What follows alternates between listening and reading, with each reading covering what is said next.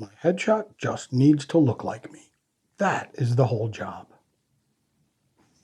Really? We believe that. So here's what's tricky about this one. It's not wrong. It's just nowhere near the whole story. You see, your headshot does have to look like you. Honestly, more than most actors let it. And we'll get to that, but looks like me is where the job starts. If you treat it like where the job ends, and you've built the single most important image in your career around the easiest thing it has to do. Let's be clear about what that job actually is. Your headshot does not book you anything. It can't. You book the job in the audition off your performance, never off a photo. So the headshot has exactly one assignment. Make a casting director want to see you act. Get you the audition. That's it. That's the whole thing. Everything we're about to take apart comes down to whether your photo does that one job or quietly does something else instead. So let's take it apart. Looking like you is the floor of a good headshot, not the ceiling. And let me honor the true part first because it matters. Yes, your headshot has to look like you. I mean, in fact, most actors don't take that far enough. They book the glamour shoot. They soften the lines. They pick the photo from 3 years and 15 pounds ago. And then a different human walks into the room. Well, that's the real crime. If the person on the card and the person at the audition aren't the same human, you've burned the room before you open your mouth. So look like yourself, genuinely. The current you. But that's the floor because in the first couple seconds, a casting director isn't sitting there going, does this face match? They're asking something else entirely. What type is this person? What do they feel like? Do they fit the roles I'm actually casting right now? Looking like you gets you past the front door. Whether you fit the room, well, that's a completely different question, and often a completely different photo. You and a casting director are not choosing your headshot with the same eye. Here's what happens. You sit down with your gallery from your shoot, and you find the one where you look great. The jaw's right, the light's flattering, something about it makes you feel like a movie star. Well, that's a totally human response. I mean, I've done it. But casting isn't shopping for the most attractive version of you. They're shopping for the most castable version of you. And brother, those are usually not the same picture. Well, let me tell you how I learned this. My very first headshot session, I mistakenly went to a corporate headshot photographer. Nice guy, good camera. He knew what he was doing, and he took some genuinely sharp corporate photos. You know, the kind you'd slap on a LinkedIn page or a law firm's website. Plus, a few decent portraits that they looked like me. They looked good, and they did absolutely nothing for my acting career. Nothing. $300 and a whole afternoon gone because a polished photo of me looking competent and approachable is not a castable photo. It answered the wrong question entirely. And this is what stings. When you send the photo you love and nothing comes back, you blame the role. I guess it wasn't right for me.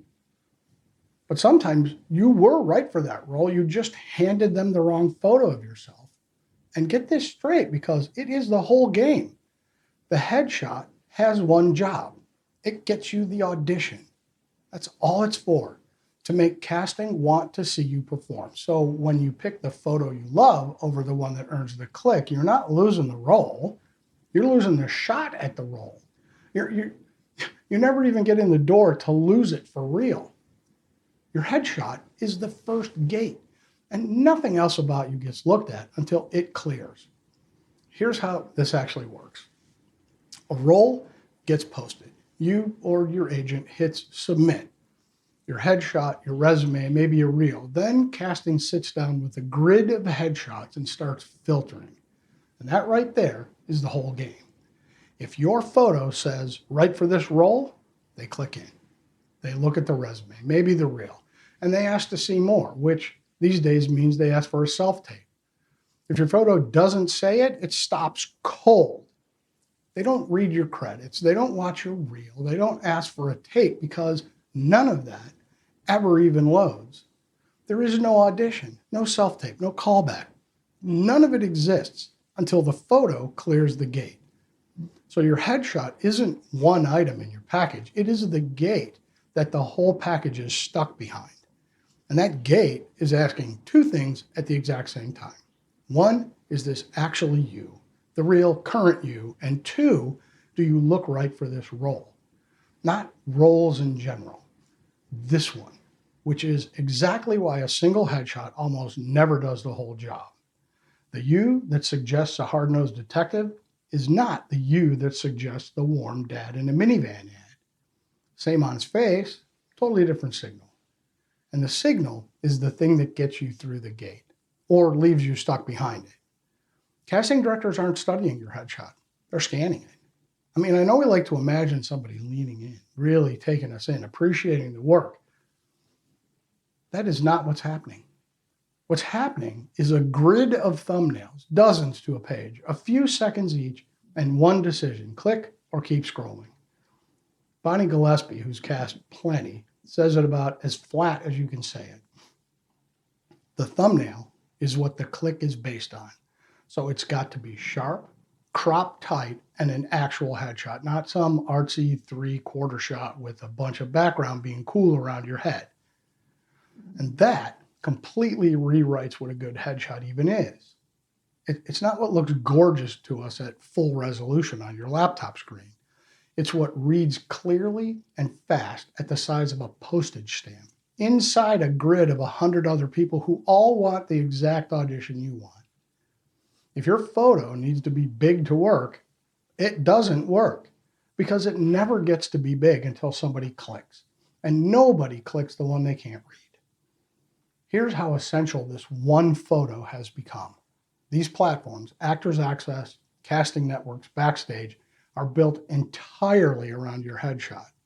Submitting without one is a flat waste of your time, even if the system lets you hit send. The casting director scanning that grid scrolls right past a blank where your face ought to be. No photo, no shot. It's not optional. It's not a nice little extra. It's the price of getting in the game at all, and the union just drove a stake in the ground on it. The 2026 SAG-AFTRA TV and theatrical agreement actually says a casting can't charge to see just for you to submit your headshot. Now just sit with that for a second.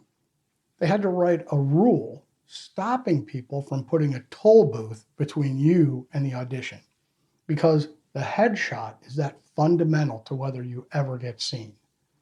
When the contract your union fought for singles out your headshot for its own protection, well, that tells you exactly how much weight this one image carries. It's not decoration you tack onto a submission. It's the thing the whole submission stands on. And that's a lot of job for one photo, and every bit of it gets harder if you built that photo for the wrong person. And here's where this whole thing roots. A headshot built around how you want to be seen is aimed at the wrong person. This is the trap, and it's an understandable one. The headshot is the most visible thing in your whole career. It feels personal because it's your face. So of course, you want it to show who you really are, the full, deep, interesting human being. But casting does not experience your headshot as personal. They experience it as a fast signal in a crowded grid. One question, does this person fit what I need right now? So when you build the image around how you want to be seen instead of what your buyers need to read, you've made a gorgeous, meaningful portrait for an audience of exactly one, you.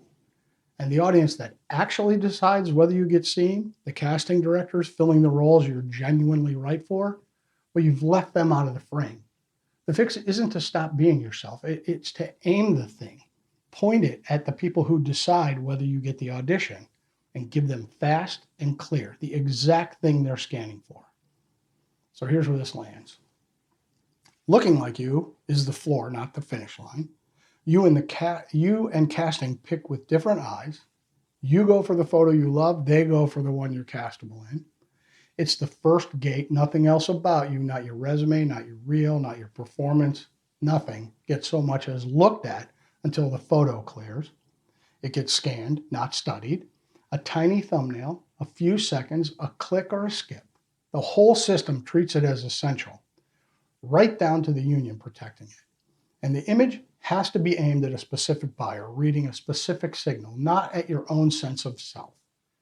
Put all that together, and here's what your headshot actually is: one quiet argument made in a single thumbnail that you're worth seeing. It doesn't book you the job. It was never going to. It earns you the audition, the shot to walk in and book the thing yourself. It looks like you, sure, that's the floor. But more than that, it gets you in the door. So stop settling for a photo that just looks like you. Start demanding one that gets you the audition. Hey, you want Start Where You Are for free? The link's in the description. New myths every week. See you in the next one.